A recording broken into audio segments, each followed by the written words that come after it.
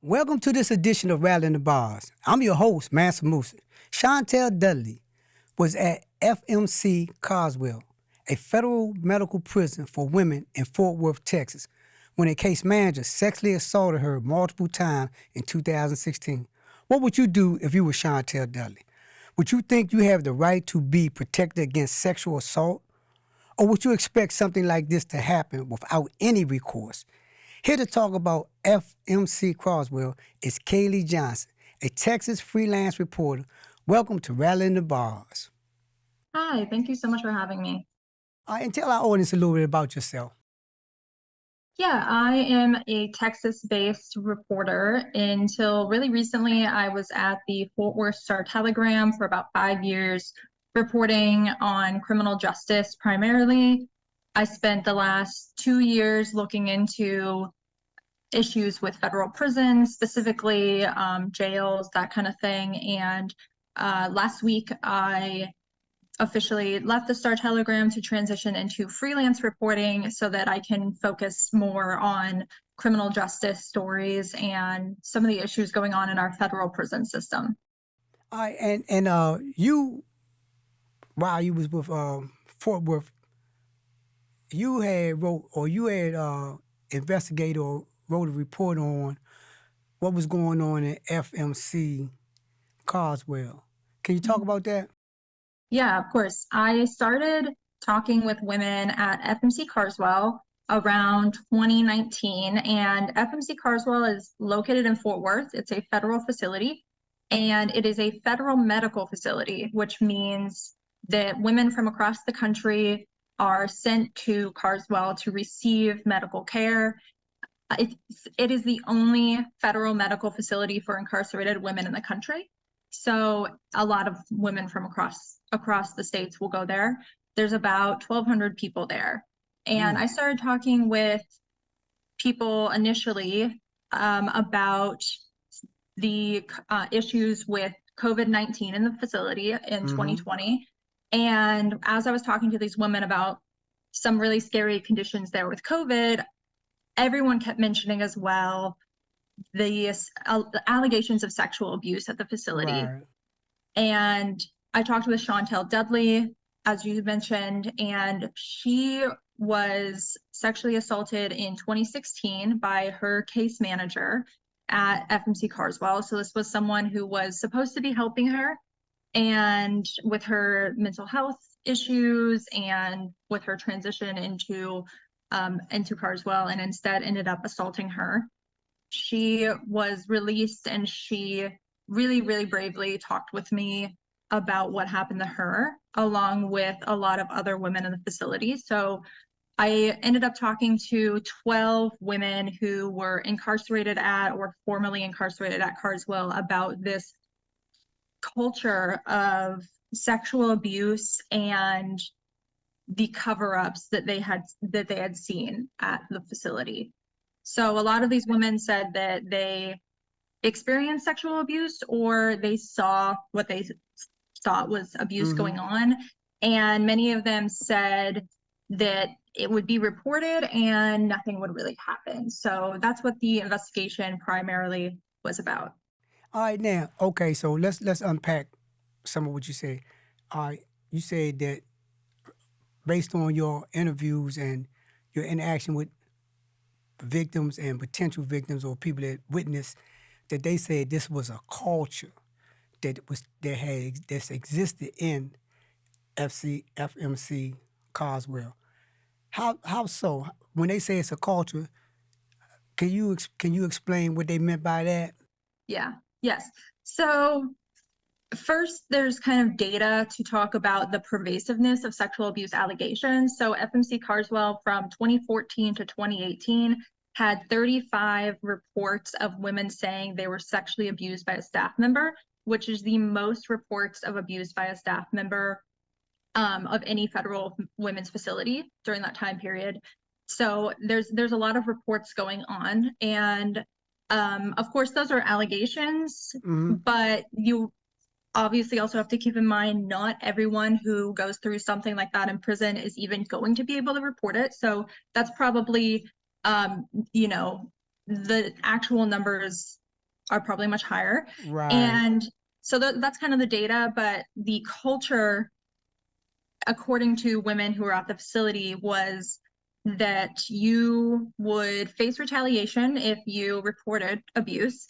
You know, these women are in a place where they don't have control over almost any aspect of their lives. So Right. a lot of them either felt like or were told that, according to the women, that they were, if they reported this abuse, if they told someone about it, they would be retaliated against. They would be put in solitary confinement. They would have privileges taken away. And that's just a really scary environment to be in.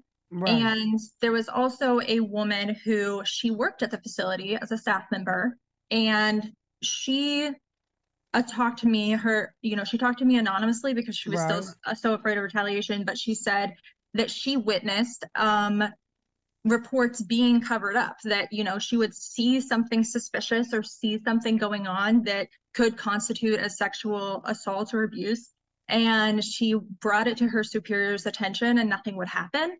Or eventually, she says that she was pushed out of the facility and wrongfully terminated. So there's, you know, there's something going on there where women feel like they can't come forward, and then when they Right. do come forward, nothing's really happening. So Right. a lot of the people I've talked to even now say, you know, this officer is sexually abusing me and other women, and we've told people about it, you know, or people have been told about him, management, for years, and nothing has happened, you know. So that's kind of the culture of Okay, I covering got up you. this kind of thing. And you know what? And I'm listening to what you're saying, and I want our listeners and viewers to really be really dialing on this here. One, we're talking about a medical facility. So we're talking about a facility where a person is sent there because they got some type of medical problem, be it physical or mental health, I'm assuming, right? The Yeah. mental health aspect. But at any rate, they're vulnerable in that regard. They're going there to Yeah. get treatment for their medical conditions. And and as a result going there to be treated, they have in this environment. Now this is the ideal predatory environment for predators, sexual deviants, rapists, people that sodomize people, because this is what's been happening to women. So now you put these officers in this environment. These women are vulnerable. Physically, they're vulnerable because they got health issues, and now they're being subjected to being sexually assaulted. And if they say something about it, they're gonna be retaliated against in multiple forms, deprived of their medication, deprived of the treatment, deprived of their mental health, and herein lies the culture. But in terms of your investigation and report, did you ever confront the administration with these allegations or try to get their views on it, the authority, the higher ups, the warden, assistant warden, the commissioners, or anybody in the BOP? So for this investigation, I reached out to the Bureau of Prisons through their media liaison multiple times. They never agreed to do an interview with me directly or answer a lot of my specific questions. They sent a statement over email that referred to their policy of taking sexual abuse allegations very seriously, and that they, you know, have a system in place to make sure those reports, you know, go up the ladder and something happens.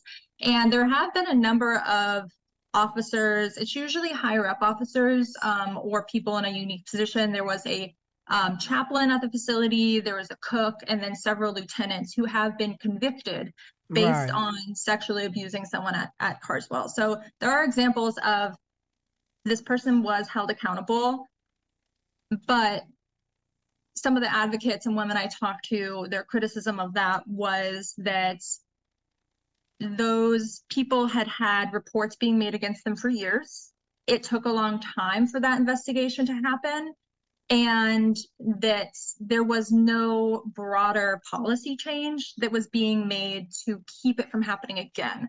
So, and the BOP didn't really speak to that, although to me directly, although Director Colette Peters, she has talked publicly about how she plans to tackle this issue and she wants to make it a priority. So, but they never talked with me directly about it, no.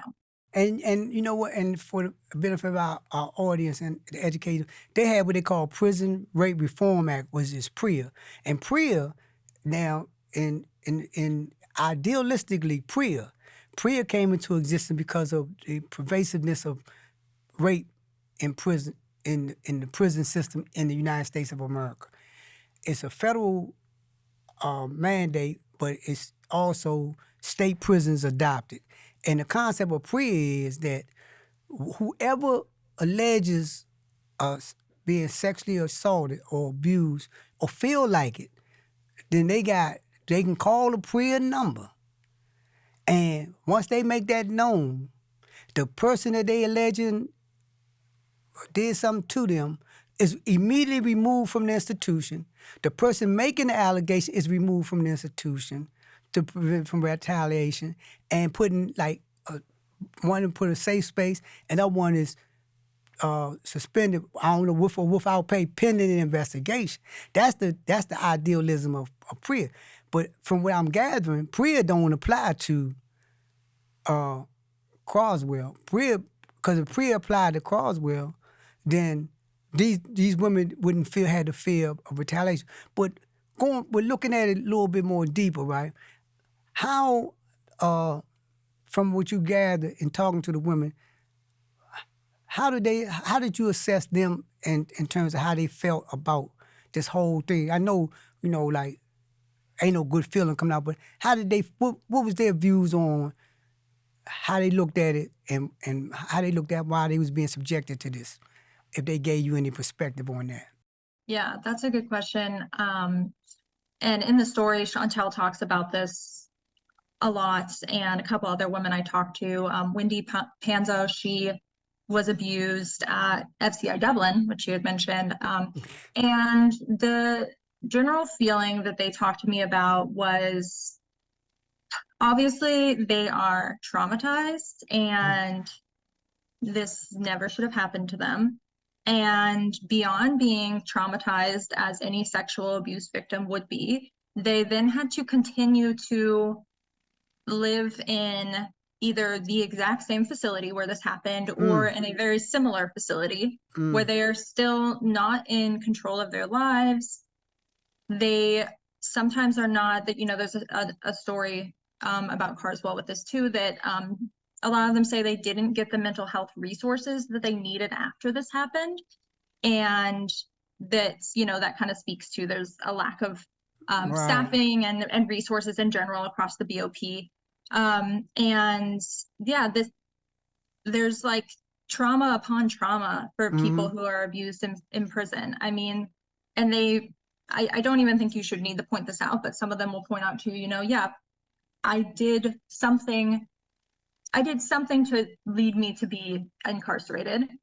And I was sentenced to give up my time and my freedom. I was not sentenced to be abused and to be emotionally tortured.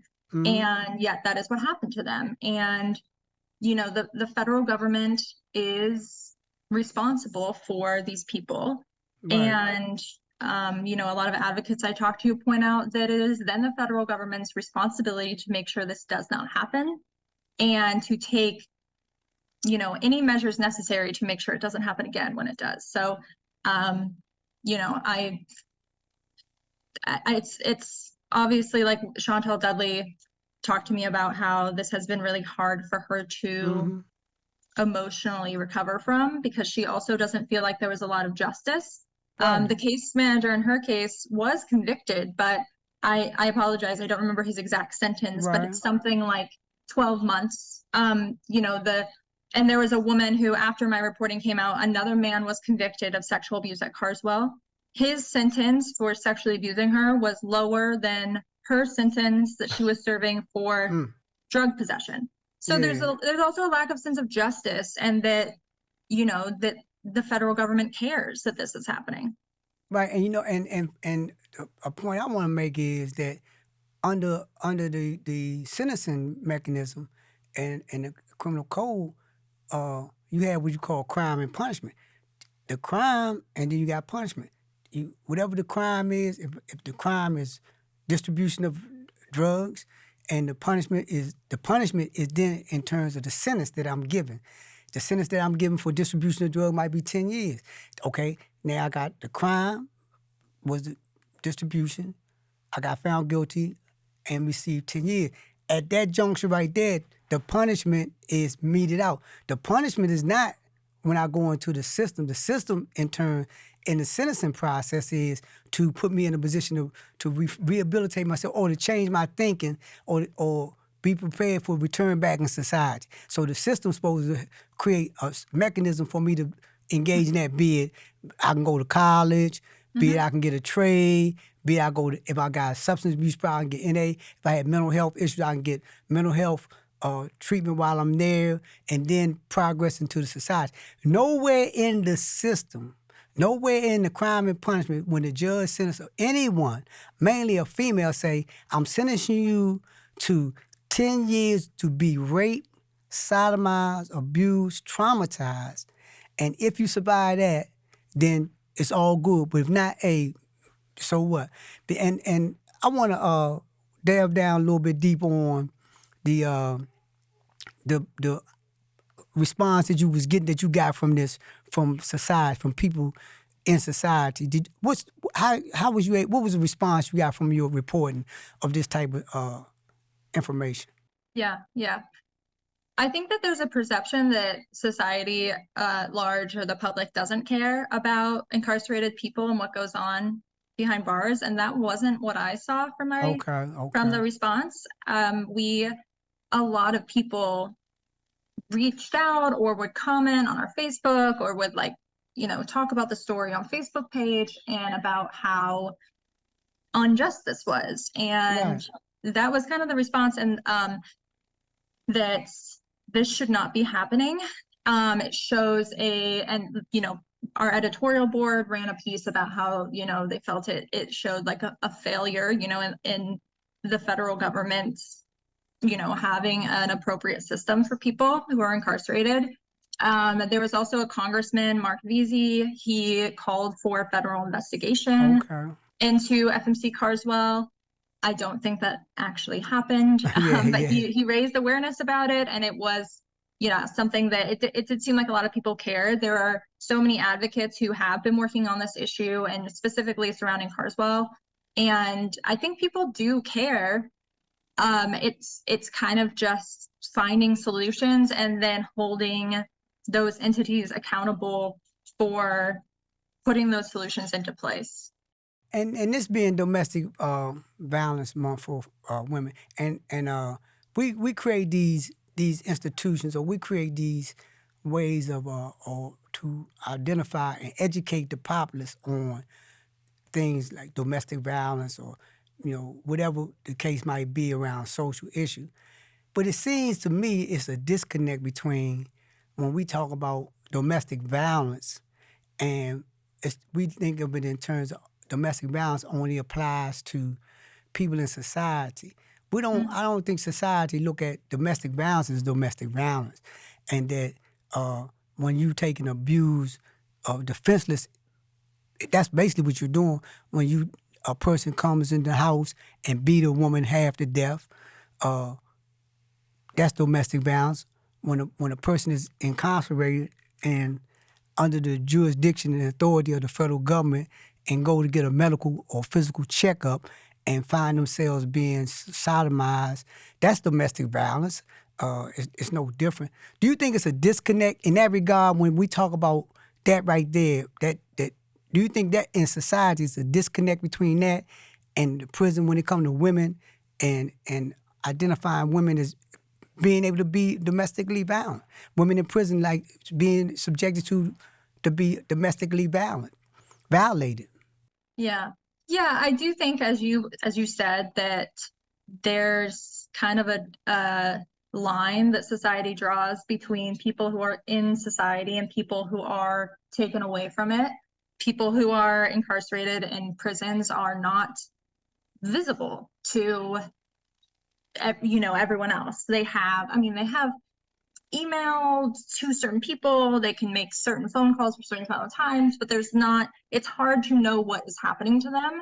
And, you know, it's not like they're voiceless. They could be screaming that this is happening. It's just not always like they're able to get that out to the public at large. So I definitely do think it's something that is not paid enough attention to, because you know, I think people who are incarcerated have a hard time getting people to hear them.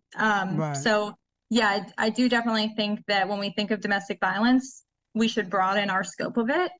And yeah, someone being abused in prison, you know, they're being abused in their home. They can't, you know, the scary part about domestic violence is it's something that's happening to you in your home that you don't have an escape from. And that is exactly what's happening to these women who, you know, have cases where they're being abused by someone who has power and control over them.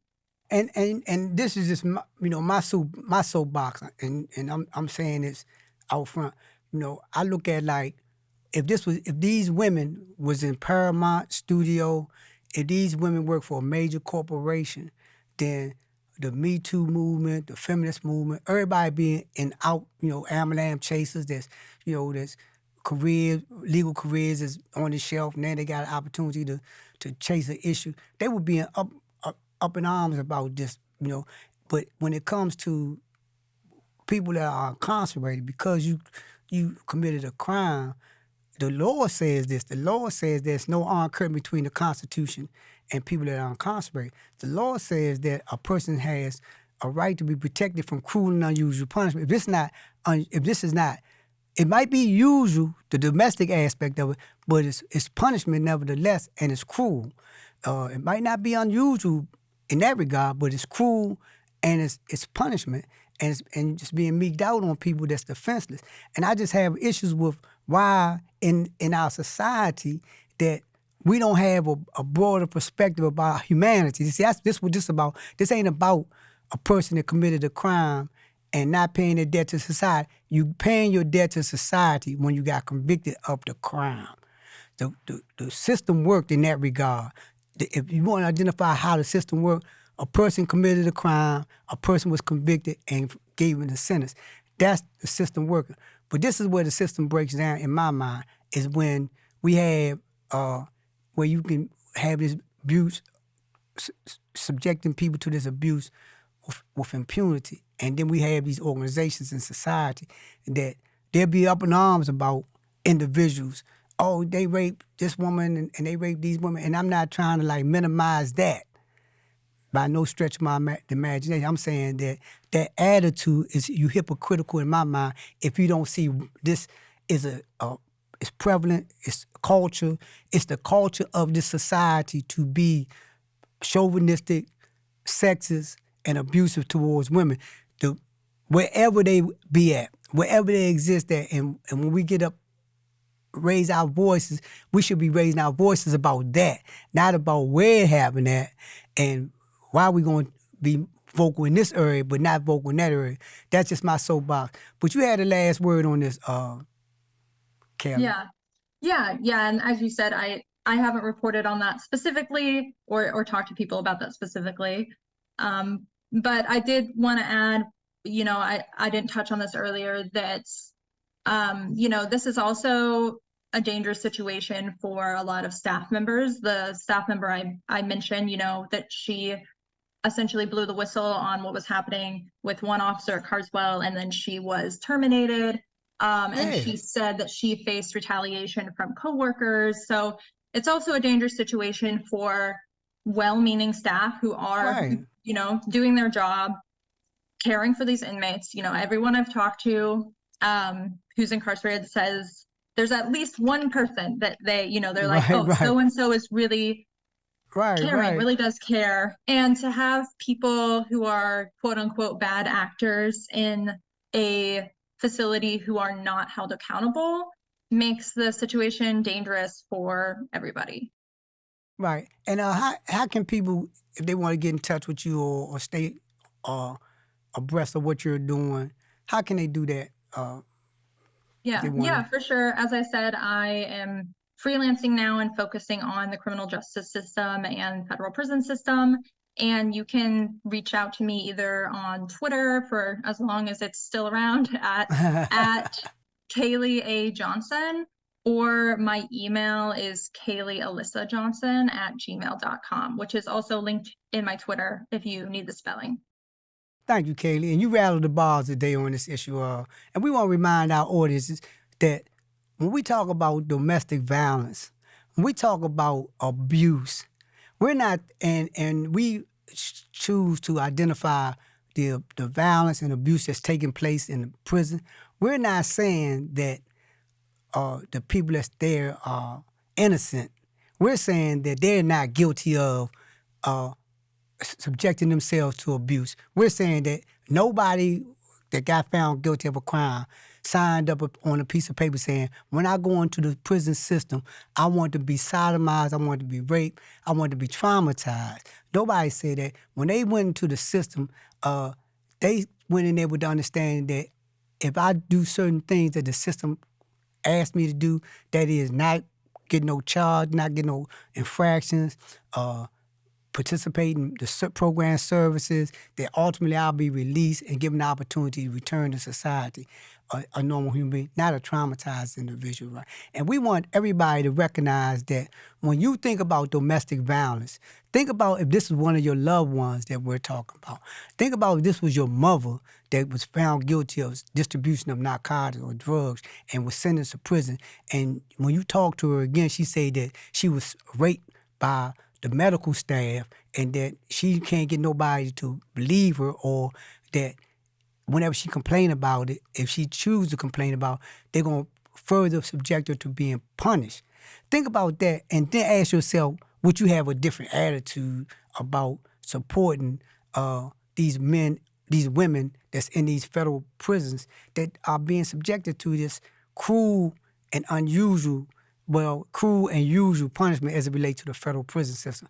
And we ask that you continue to support Rattling the Bar and the Real News. We ask that you look at this report that we're giving. We ask that you vet it for yourself and determine if it's any truth to it. If it's any truth to it, if the woman that said that she was sexually abused and raped, if she telling the truth, then take a stand in terms of like making yourself known. Find out who you can find out the complaint to about your tax dollars going to rape, women being raped and abused. Find out who you can complain to that you don't want your money to go there no more, that you want your money to go towards treating these people as human beings. And we ask you continue to support Rattling the Bars and the Real News, because it's only from the Rattling the Bars and the Real News that you get this kind of report. Because guess what? We are actually the Real News. Thank you, Kelly. Thank you for joining me, and we appreciate your time that you're taking out to educate our audience on this very important matter. Me.